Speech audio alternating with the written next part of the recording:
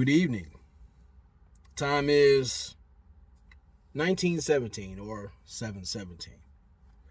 And it's been a little while. Now, granted, I did tell you guys I'm going to response to the last video I made, and I'll do that. I just figured it's important. This message is far more important.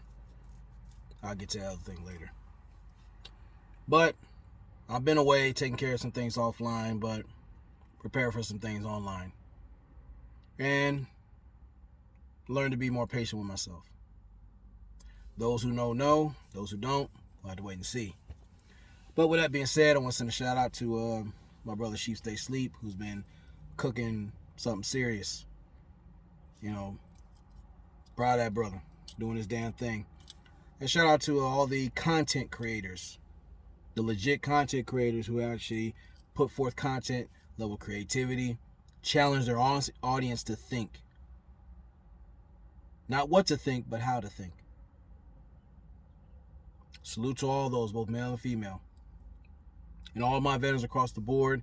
Pray you guys are in good health, safe, and everything like that. And speaking of content creators, I want to shout out to Mr. Let It Go.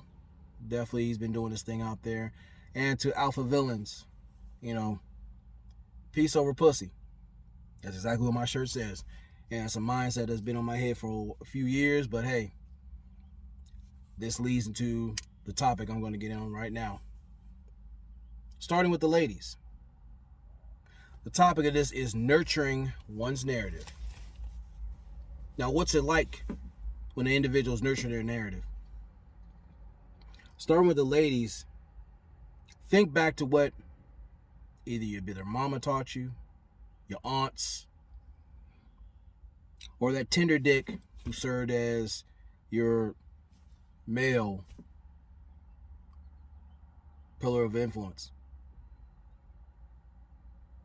What kind of misinformation did they give you that you find problematic, but again, something within you knows like, wait a minute, the shit we've been doing for the longest time ain't working. We're getting older. We have kids we don't like. We're in situations that are unfavorable to us. And yet, now I'm going to have to settle for this individual. If you said that or saying that at this moment, all of that is cap. Pure bullshit. What you're seeing in real time is nurturing your narrative and the consequences of it. See, those individuals I mentioned, a lot of them give you a whole lot of fear and fail porn. These men are trash. They're prone to do this. They're prone to do that. And they've been taught all this propaganda. And it's been nurtured by the covens they entertain or cling to, plus the edgeless oracles who monetize mediocrity, much to the women who are seeking enlightenment and direction, much to their detriment. And here you are, with unnecessary baggage. You build like a tower of luggage. Some of y'all built like fucking yams from Walmart. Not happy. Because you weren't taught to be in a proper position. And the reason I say this because the narrative is important to the misguided. Most times, the individuals who raised you allegedly set you off on the wrong path. Somebody's mama right now named Crunchyfoot Carla told them to do what they were doing. And again, by their examples, they taught their daughters what they were doing was successful. Mama had a man. Mama said I had to do this all by myself. Mama said I'm strong and independent. And look at where they're at now. Some might hide under the guise of success. But how do you define success? Look at your children.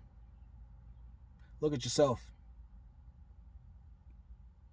How many times have you seen some of these ladies out here having to do a lot of things on their own because of them being enslaved by their narratives? That generational curse that's been passed down to them because either their mamas or their feminine, pseudo-feminine pillars of influence did not want them to be better than they are. Some, and shout out to Mr. Lego for saying it, some have to let those pillars wither away and expire before they can start to live. But by then, they lost a lot of time, their vitality, and their value is not as high as it should be.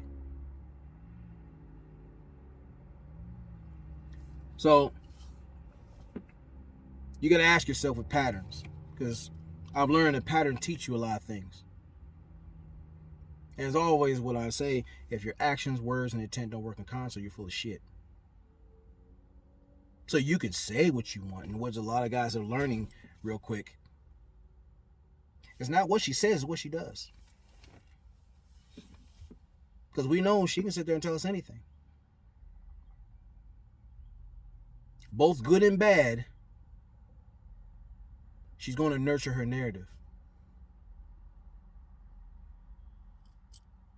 Either she's going to be a wonderful wife and a respectable whore in the house or privacy, or she's going to be a woeful whore and a lousy wife. You saw that at the Oscars. You've seen that on these television shows that show you that it is a man's place and duty to serve as her emotional tampon, her cuck of convenience, or an outright simp. And not in the context that a lot of guys have demonized or bastardized, to no end. I'm talking about a spiritually impaired mule of provision.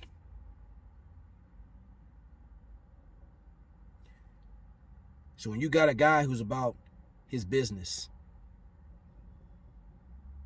a guy who isn't a hobosexual, or some dude who is willing to literally settle beneath his station to have somebody there to fill that void, it really only widens it. All he is doing is nurturing her narrative. Him being a sneaky link, him being food guy, the emotional tampon guy. If she puts that guy in a respective box, or the friend zone veteran dude who's just floating off in space, hoping for the mere hint of some ass, that's you nurturing her narrative.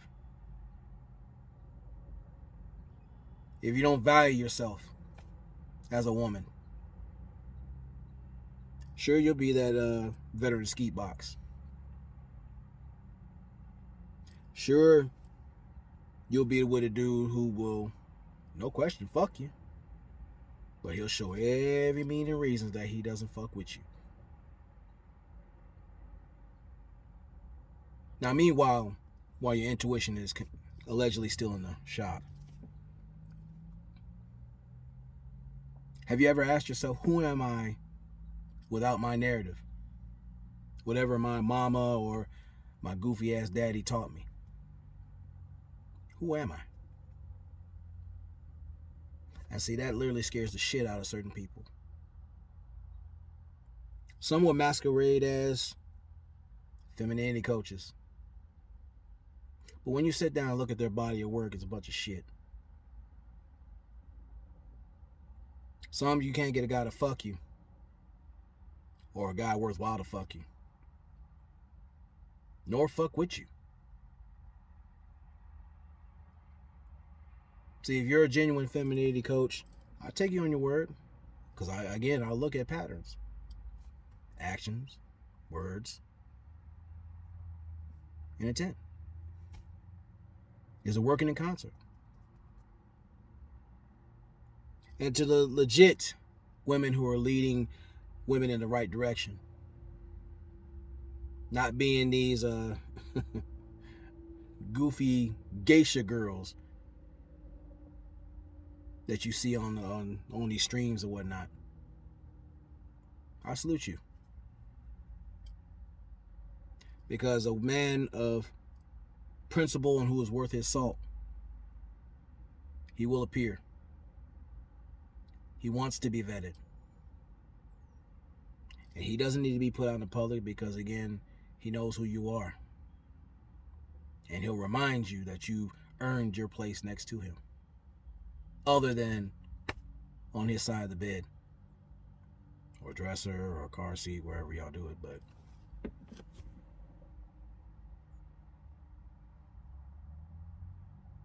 he'll recognize, as he is the gatekeeper of relationships, he knows what you're about. Because he won't allow himself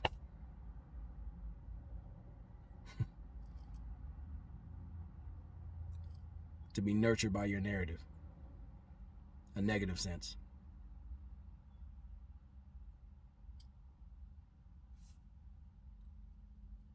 I'm going to say this in closing. Here's a little homework.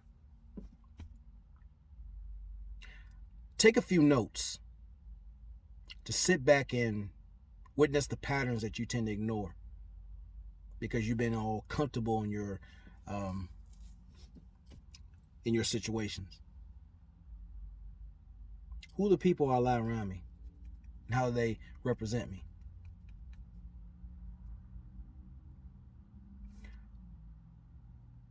When they're around me, what's the energy that they give off? How would you describe it? Is it beneficial in a good way? Or is it beneficial to expose the fact that you're a parasite? Aside from your girlfriends, when you get a good situation, how do they respond? Do they encourage you to protect what you have and it's beneficial to you because it promotes growth? Or will they offer nonsensical and destructive excuses and justifications to keep you at their level or lower? What about the men you come across? How you honestly rate your vetting process? Do you know certain individuals that you've turned away tend to be doing better because they haven't involved themselves with you? Or they're just clinging to that opportunity like, damn, I missed out on a good one, but I want something like that. I know it's a rare thing because so many have taught you to, or prepared you Olympic style to be veterans of accountability dodgeball, but you got to ask yourself this stuff. How about the ladies in the service?